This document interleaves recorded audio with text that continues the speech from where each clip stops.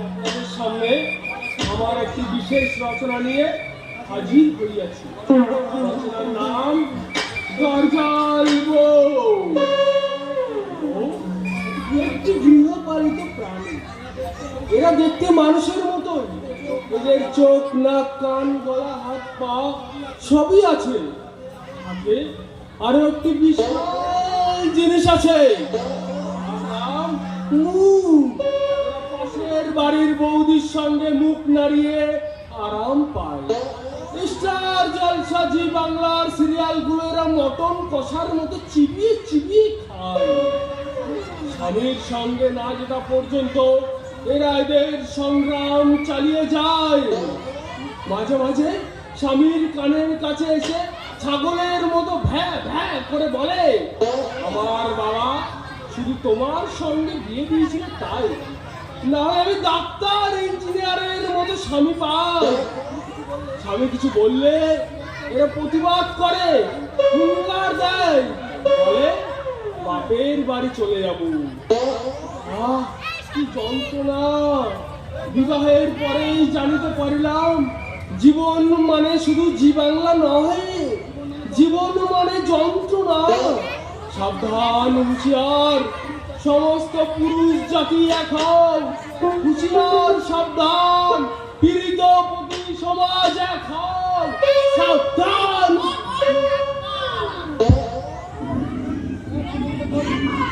আমি বার করছি।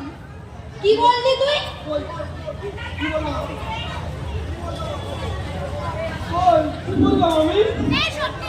এই তো বললি বউ নাকি একটা গৃহপালিত প্রাণী। পালিত প্রাণী? ও শুনবা, গরুর রচনা ছোটবেলায় মুখস্থ করেছিলাম, এখনো মনে আছে। একটি গৃহপালিত প্রাণী। এই থাম তোর গরুর রচনা।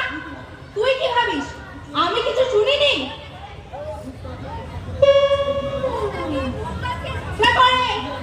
বাংলা সিরিয়াল নাকি মটন কষার মতো চিবিয়ে চিবিয়ে খায়। আর যেন কি কি সব বলছিলি তুই?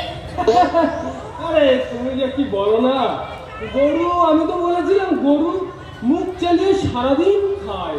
ওরা মটন কষা হলে দুটো বেশি ভাত খায়। তুমি এখনো খোঁজোনি? তুই কি আমাকে বোকা বানাচ্ছিস?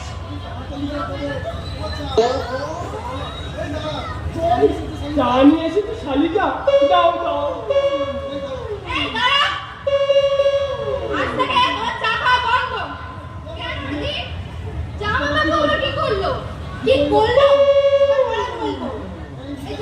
এই লেখা যাতে থাকলে কেন?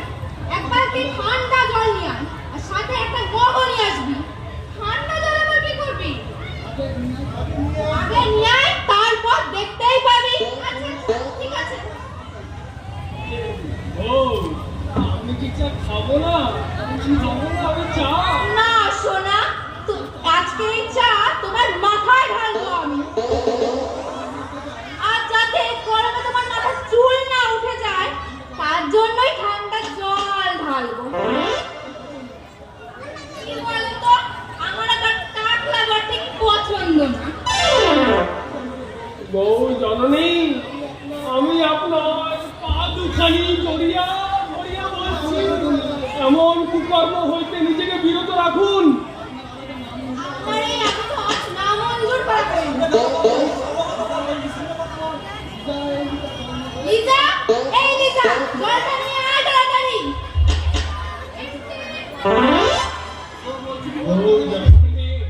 বলছি কি, ওই চায়ের কাপটা আমার হাতে দাও না বউ, দাও না। এই চা তোমার হাতে না,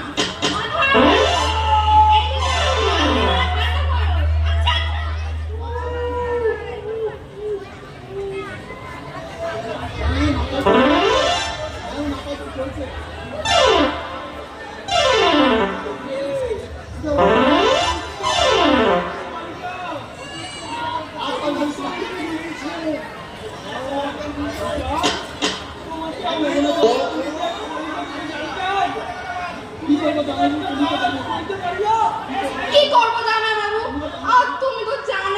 দিদির কথা না শুনলে ও যে খুব রাগ করে।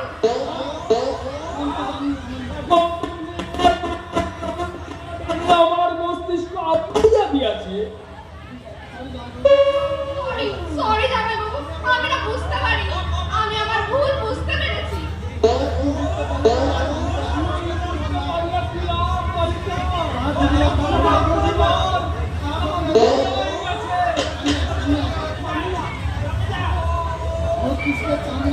মস্তিষ্কের চামড়া জ্বলিতেছে। মস্তিষ্কের চামড়া জ্বালাপোড়া করিতে করিতে আমি হাহাকার হয়ে গেলাম।